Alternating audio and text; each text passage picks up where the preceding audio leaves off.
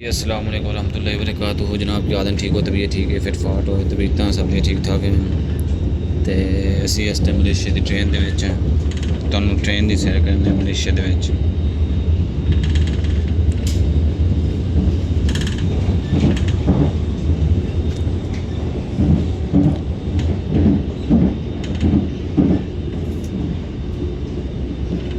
सारे channel subscribe करो, like करो, बेल आइकन दबाओ, तुहानूं लेटेस्ट वीडियो मिलती रहसन। मलेशिया दे विच इंग्लिश जिहड़ी है लोगों को समझ आती है। तुसीं अगर विजिट करना हो तो इंग्लिश बस आती हो,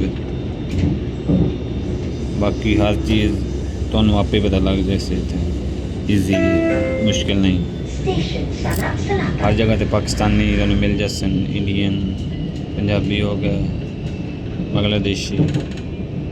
तो जुबान का तुहानूं या जगह जगह का पुछने वास्ते तुहानूं ज़्यादा मुश्किल नहीं आती।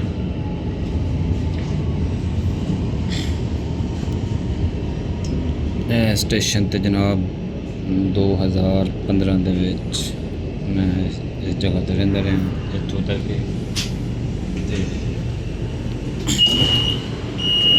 सामने सीढ़ियाँ ने, इत्थों तक चढ़ के जनाब असी अगर बिल्डिंग बनी हुई है तो उनके भी रहते रहे 2015-16 के विच। इस जगह का नाम है सलाता।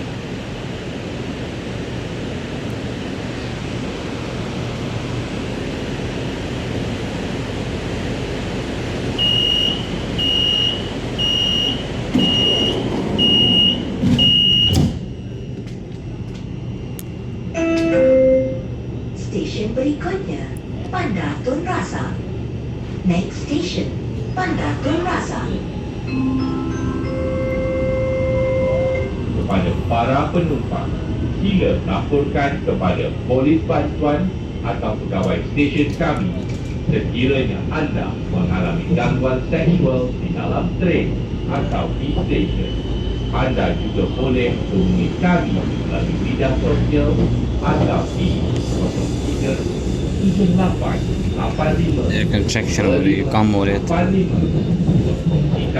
Lepas kejadian, terima kasih. Biarkan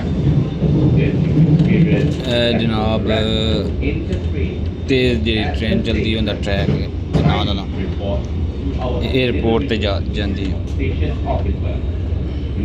इन्हूं सदन KLI ट्रेन का नाम है।